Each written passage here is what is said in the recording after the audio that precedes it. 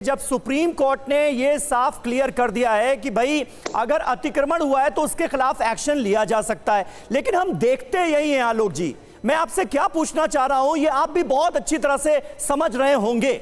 देखते हम यही हैं कि अगर कोई आरोप लग जाता है तो फिर उसके खिलाफ कार्रवाई हो जाती है, उसके घर को बुलडोज कर दिया जाता है। यह तरीका कानूनी नहीं है। यही कुल मिलाकर सुप्रीम कोर्ट यह बताने की कोशिश कर रहा है। अगर किसी ने कोई अपराध किया है तो उसके खिलाफ केस कीजिए, पुलिस अदालत के जरिए इंसाफ दिलाए पीड़ितों को, लेकिन यह नहीं हो रहा है।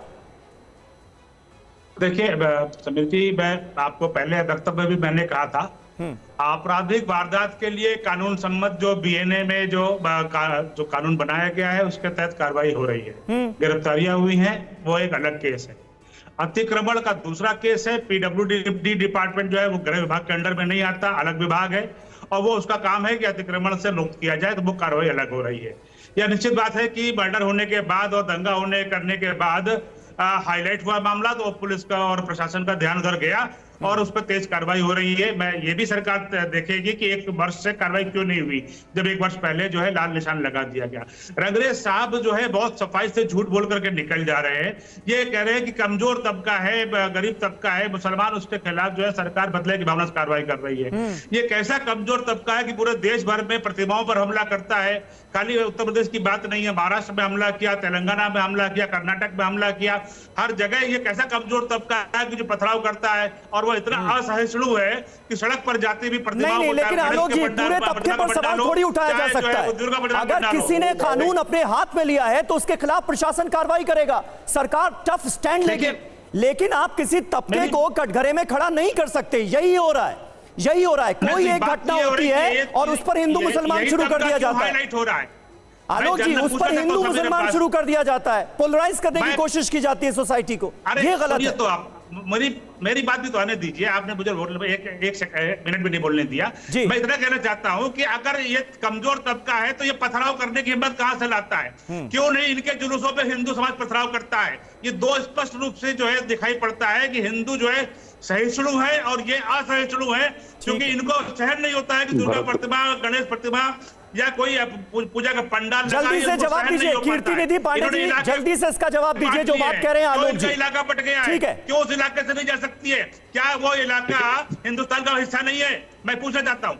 आलोक जी जल्दी से, कीर्ति निधि पांडे जी सुनिएगा। देखिए आलोक जी जो बात कर रहे हैं, आलोक जी लगातार, आलोक जी और आलोक जी की पार्टी का ये सिद्धांत रहा है कि कम्युनलाइज करिए, बंटवारा करिए, हिंदू मुसलमान करिए, और सभी जगहों पे जिस तरीके से जाति के आधार पर, धर्म के आधार पे फर्जी इनकाउंटर उत्तर प्रदेश में हो रहे हैं, कस्टोरियल डेथ हो रही है उत्तर प्रदेश के अंदर, और मैं फिर कह रहा हूं बहराइच के अंदर राम गोपाल मिश्रा जी की हत्या हुई, उसकी जितनी निंदा की जाए कम हो जाए। हमलावरों के खिलाफ अखिलेश यादव ने क्यों नहीं निंदा करी अभी तक? अखिलेश यादव आपकी पार्टी के नेता है, राहुल गांधी जो कांग्रेस पार्टी के नेता है, दोनों के मुंह से गया है। बहराइच पे कार्रवाई हो रही है, सरकार ईमानदारी के साथ कार्रवाई नहीं करना चाहती। और ये बात मैं बार बार कह रहा हूं कि सरकार जो बुलडोजर एक्शन कर रही है वो भी असंवैधानिक है, और इसीलिए हम लोग लगातार इस बात को कहते हैं, लोकतंत्र के जनता के बीच में जाकर के कहते हैं कि सरकार संविधान को, लोकतंत्र को, कानून को मानने वाली नहीं है। सरकार दो तरीके से फैसले करे, फर्जी एनकाउंटर करके और बुलडोजर चला करके, जो दोनों असंवैधानिक है, दोनों कानून के खिलाफ है। और अगर यही तरीका न्याय का है तो लोकतंत्र के अंदर अगर यही न्याय का तरीका भारतीय जनता पार्टी चुना तो बंद कर दे न्यायालय पे, ताला लगा दे न्यायालयों पे, जजों को छुट्टी दे दे, फिर न्यायालय का क्या काम? न्यायालय का कोई काम नहीं। सरकार अपने मनमानी तरीके से फैसला करती रहे, जो काम उत्तर प्रदेश की सरकार, भारतीय जनता पार्टी की सरकार कर रही है। समीर, मैं एक बात कहना चाहूंगा कीर्ति पांडे के साथ में, सरकार कोई भेदभाव नहीं करती है, सरकार कानून सम्मत काम करती है। दंगे को 24 घंटे के अंदर काबू किया गया। मुजफ्फरनगर दंगा 21 दिन तक चला था, मुजफ्फरनगर दंगा 21 दिन तक चला था, और एक बहराइच के दंगे को 24 घंटे के अंदर हमारी सरकार ने जो है शांत कर दिया। ये दोनों सरकारों का जो है तो उसके परिवार को अंतर है। 21 दिन तक जो है वहां पे नाच देखा जा रहा था। मुजफ्फरनगर दंगा अखिलेश सरकार की नाकामी था ना। अगर बहराइच में पुलिस और प्रशासन संभाल नहीं पाया स्थितियों को, हिंसा हो गई, तो ये आपकी सरकार की नाकामी है ना। अवधेश जी कैसे देखते हैं आप? जल्दी से, वक्त बहुत कम है। देखिए, न्यायालय का पूरा सम्मान है, लेकिन जो आरोप हैं वो राजनीतिक हैं। उत्तर प्रदेश सरकार गई है। आप देखिए, न्यायालय को यह अवश्य देखना चाहिए था वीडियो कि लोगों ने नोटिस के बाद स्वयं घर तोड़ने शुरू कर दिए थे। अगर उनका इलीगल नहीं होता तो स्वयं कैसे तोड़ रहे थे, हटा रहे थे। और न्यायालय के आदेश के बाद अगर लोग अपने इलीगल घर को भी तोड़ना बंद कर रहे हैं तो माननीय न्यायालय को सोचने की आवश्यकता है कि उनके फैसले का क्या कानून और व्यवस्था के पालन पर विपरीत असर तो नहीं हो रहा है, क्योंकि न्यायालय के फैसले सबको मानना है।